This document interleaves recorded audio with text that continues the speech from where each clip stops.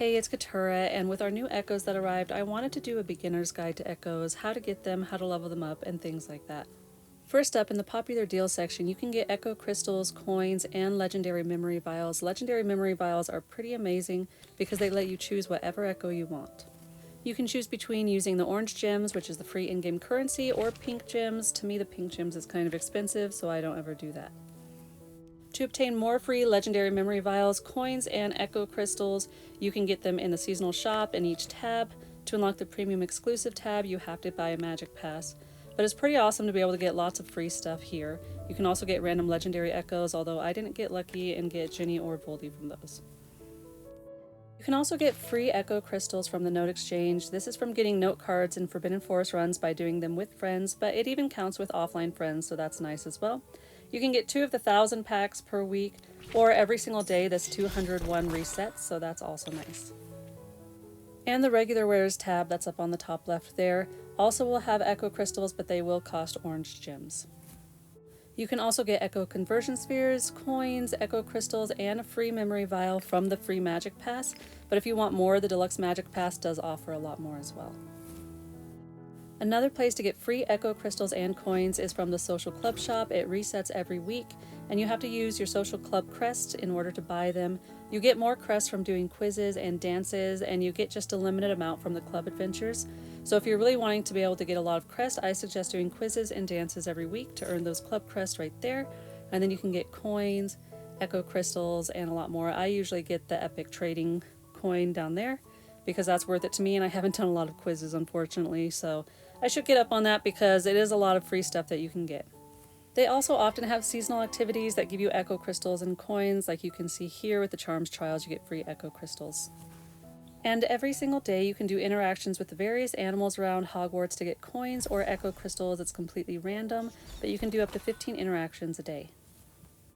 And to use the vials, you need to go into your echoes, and then on the top right you have that exchange button. Click that, and that's how you use the vials. You can pick any echo that you want, so if you're not wanting Voldy or Ginny, you can choose other echoes, but I was saving for Voldy and I used them all up, and I got a couple good echoes. Not like incredibly good, but still pretty good, and it was nice to have them right away without having to do Forbidden Forest runs.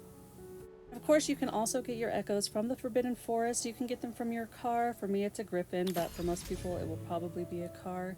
That gives you random echoes, and it fills up, and then you can claim it anytime. You don't have to wait for it to fill up. Then you can, of course, also get them from Forbidden Forest runs. Of course, you go over here, choose Into the Woods, and then click that little present button to choose which echoes you're wanting to get. I have Voldemort selected, of course, because I had saved a bunch of my hourglasses to do some runs for him.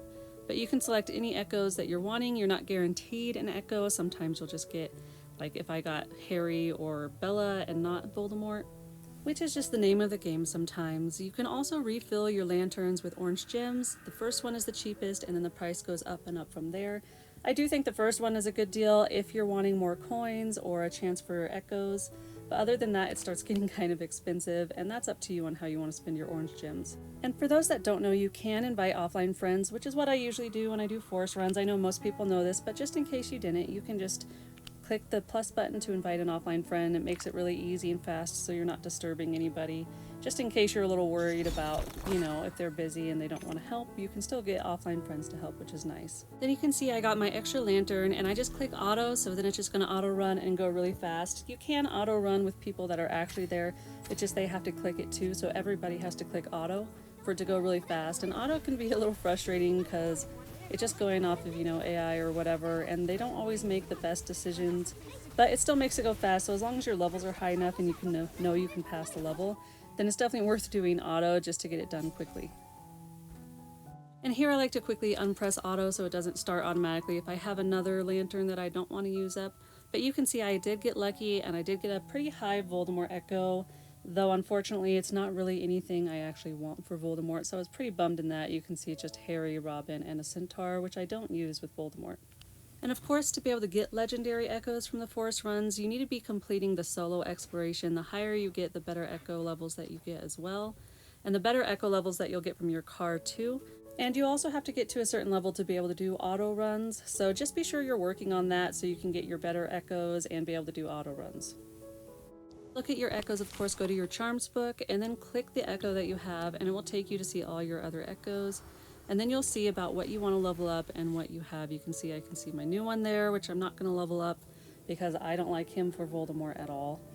But then you can go through and see what else you have. You can see these are the ones that I've got right now leveled up. I don't have the absolute best, but they're still working pretty good for me with upgrading some of the cards that I'm using in my deck. I don't recommend leveling up every echo you have, just choosing the ones that you think might be good. So this one looks like it might be good because it's got Snape and Avada. So I just go down and I only go up 3 to level up to the next card to see if that's going to be good at all. But then it ends up being this, which doesn't really work well. So I decide I'm just really not going to level this one up because it's not working well for me. And even though this isn't like have +2s or anything, since my Voldies are kind of low right now and I don't have the best, I see that this has a lot of the stuff I want, so I try again. It has Kevin, but I'm like, okay, but I can replace Kevin. So I try again to see what I get there, and then you can see that that pops up, Azkaban, and I'm like, okay, I'll just level them up all the way, even though it's just singles. And you know, if you're looking for the highest level echo, you really want to go with ones that have doubles on it. But right now with beginner echoes, and since I haven't had a lot of opportunities to get exactly what I want, this will still work and get me where I want because it has a lot of the stuff that I do want. And now you can see that I am converting stuff because I don't want Kevin, and it's great that they let you choose whether you want your first card or your second card. I got really excited, even though it's a +1, to get Jiawu, and so I'm keeping that, and now I definitely want to get rid of the Pixies. Ashwinder is better, so I just opt for that, but it's really still not a card I want. Here I choose to keep Ashwinder instead of moving on to the monster book. And you can see the cost of the conversion gets more and more expensive as you go on. Again, I'm not saying this is the best echo because you really do want +2s to be able to start getting +3s. And I do have some good echoes that have +3s, and I will show you those in a bit. But this is just showing you the basics of the conversion. And even though it's +1s, it's still probably a pretty good echo for me for now until I can get +2s, just because it has a lot of the stuff I want. I decided to change out Protego Totalum and see if I could get anything else good. And so I didn't want Fiend Fire because it just doesn't work well. Of course I don't want Bludger. And you can see it's getting pretty expensive, and people might be like, you're wasting resources. But, you know, like I said, this is the first time getting Voldy, and right now I just need an echo that's going to work. And this actually has a lot of stuff I use, even if it's +1.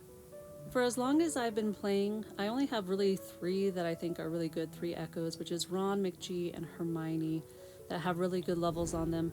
You can see the 3 original cards are all +2, and that's what you really want before you level up a card if you're able to be picky. Sometimes you don't have that opportunity to be picky.